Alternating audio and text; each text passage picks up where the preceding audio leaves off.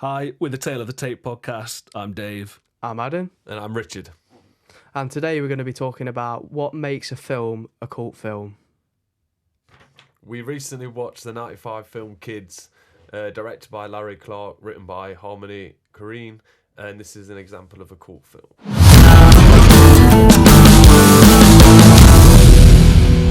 So what do we think makes a film cult cinema? I would say it's a number of different factors, but the biggest one being that it has to have a hardcore following. If it doesn't have a hardcore following, then it's not going to be a cult film. I agree with that, but I feel like yeah, it definitely does have to have that, and that makes. But some films can have a cult following with no, and still be considered mainstream. I think so. I thought maybe a lack of censorship and like an obscure topic really makes that the film cult, and then that attracts a cult following as well. Yeah, I was thinking more of a similar thing.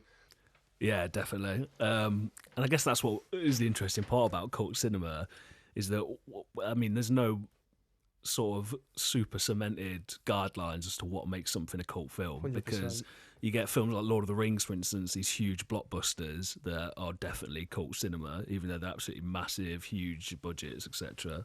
Yeah, no, I think it's like, I don't know, for me, because obviously we're going to move on to talking about kids in a second, I feel like for a mainstream piece of cinema, the main purpose is to entertain. Not always, but a lot of the time it's to entertain. Whereas I feel like with some cult films, it's more of like a feeling of uncomfortableness or like a sense of fear sometimes. Like it's like a different feeling they're trying to promote from a person. Yeah, that's a really good point, to be fair. I think one of the big defining things about cult cinema is that it's not, the vast majority of it is not made for like super big mass market, like rollouts and stuff like that. Yeah. So if we, unless we have anything else to say, I feel like we should move on to the actual topic of kids. Yeah, let's do it. Yeah. So what do we think Kids is considered a cult film? Yeah, it has to be, I agree. Strong agree. Yeah. Yeah. I feel like it's sort of like, I think it just really does sort of epitomise cult cinema in some ways, and I feel like how it's not censored very much, and it uses the uncomfortable like it shows these uncomfortable topics such as I mean, as crude as it is, like rape, sexual assault, drug use, and I feel like that sort of stuff does promote that uncomfortableness that I was talking about. Yeah, definitely. I mean, it's not for, the family to watch, No. to say the least. It's not. I mean, even though it does have like quite a big following now, especially when it came out, I mean, it was not, getting rolled out in the Cineworlds and the Odeons 100%. sort of thing, because some of the stuff that like is faced head on within it is like pretty shocking, and quite perverse at times. Yeah, I feel like the purpose is to shock, like you just said. Like I feel like some of it is just like wow, and like definitely some of the things in that film were happening. I saw an interview with Harmony Korine, and he was saying this is the sort of stuff that him and his friends were doing, and a lot of the guys that were in there have died because they were actually living that lifestyle. So I feel like it's more of like it's almost like a documentation in some ways. Yeah, definitely. And on the subject of like the people who are actually living that lifestyle, that's one thing that definitely adds to sort of like the cult element. Yeah. Is that pretty much all of them, none of them were really actors. It was all like actual people, doing exactly what you saw on screen on a day-to-day basis. Rich, how did you find watching it for the first time? Yeah, because we should have probably mentioned this. So Dave's seen it a few times. I've seen it once. Richard's never seen it. So we've kind of got different perspectives on how we've seen the film of Kids. So Richard, what did you think being a first-time watcher of the film?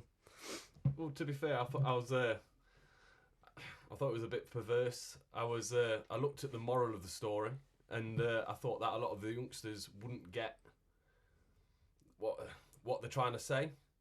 So they could look at it and they'd probably refer that to a handbook. So how can I say it? So someone who's less popular at school might look at this film and become popular by doing the things they're seeing in this film. Definitely. I think that's like a big issue with this Yeah. film is that, you know, especially when you're that, well, the age that the people who are acting in it are, you're very impressionable. You know, if you see Yeah. this film, you see them doing drugs, you see them going to parties, X, Y, and Z, it can definitely leave a bit of an Yeah. imprint on your mind. I feel like the group have got like the group. I mean, the girls sort of are a bit more detached from this lifestyle in the film, but the lads, especially that are in the film Kids, because there's no voice of reason, and they're all sort of they're all living the same sort of lifestyle. They're all taking drugs. They're all having like sex probably too young, and you know it's like damaging for them. But because they've got no parents telling them like what to do, it's sort of they're clueless sort of thing. They're like they're living in Yeah. their own bubble. Yeah, definitely. But I was going to say, this is what the biggest part of the film is, going back to how like authentic it actually is. That was unfortunately like the reality of all those people's lives, Yeah. especially at the time. I mean, one of the all of the crazy stuff that happens throughout the film, the main thing that like always, and it's like relatively innocent compared to some of the other stuff, but it's when those like really young kids are sat on the sofa smoking that weed, smoking a Yeah. blunt or whatever it is, and like you're just watching that and they're talking about how high they get and stuff like that, and it's just like, whoa. Yeah. Like if it was like a sort of I said quote unquote normal film, you'd just be like, that's cool. They're just smoking like a prop, you know, whatever. But knowing that they were actually doing it and they were that young, I mean, they must have been like, what, 12, 13, if that? Yeah, they look Like, young. Yeah. It's a rough watch, especially for the first time, No, it you know. was. 100%. Yeah. But I guess that's what the thing is with Larry Clark, Harmony Korine, especially in the like films from the 90s, early 2000s, all of them are like that, aren't they? You know, they're so uncomfortable to watch and they just make you feel just a bit grimy and just a bit, like, you know, definitely puts you through your paces. Yeah, I feel like it's like even the actual subculture of skating's a bit of a cult thing anyway. Yeah. So they're kind of seen by a lot of people, especially like a lot of like older people, you're like seen as like having no motivation and sort of being like living that outskirts life. And it is sometimes it is like linked to drug use, skating, because it's sort of like you're taking risks and it's sort of like a wild hobby and sport. So I feel like it sort of gets linked with that anyway a lot of the time. So I feel it's like one of the first times skating's been like put in a film like that. And I think that makes it cool as well, to be honest. Yeah, definitely. Because you watch some of like the other skate movies, like Lords of Dogtown. I don't know if you guys have ever seen that, but it's No. all about the early days of like skateboarding and stuff. But it's all like there's a bit of drama in it, but it's all very like, whoa, cool, dude. Like we're skating, you know, that sort of thing. Whereas in Kids, like, and that's a really interesting thing as well. Even though it's kind of not a major part of it, all the people in the film are skaters. So in a sense, it's almost like a cult skate film as well. You know, like it's got multiple levels of cultness to it. Yeah, I mean, the guy that played Casper, he was in the Zoo York. Yeah. The Zoo York, was it Crew? He's like a skating crew called Yeah. Zoo York or something. So they were all famous skaters. They were all sponsored by teams, and yeah, some of them were just living that life, like we said. It's just it's tragic, really.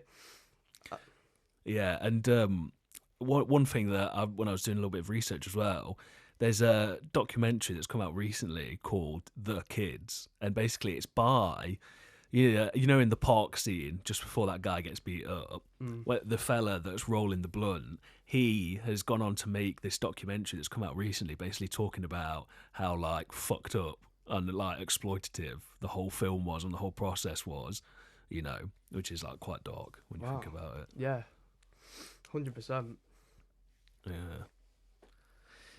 So yeah, super. I mean, I guess we better get on to the conclusion then. So, I think we've pretty much decided Kids is certainly a cult film. I mean, there's no debating it. It's like about as niche as it gets, really. Yeah, it sort of ticks all the boxes. You know, it's really graphic and exploitive. It covers these uncomfortable, obscure topics, and you know, it has got that cult following because of the skating. Rich, what do you think? I agree with what you guys are saying. I also think the music and the living of how it was perfect to America. Yeah, the soundtrack is fucking awesome. It's Yeah. really good. And It's a lot of rap in it. Yeah. yeah, but even the rappers, New they, York Some rap. they're punk and promoting the stuff. same stuff as what's on the film. Yeah, So- they're living that life, aren't Yeah. they? 100%. Yeah.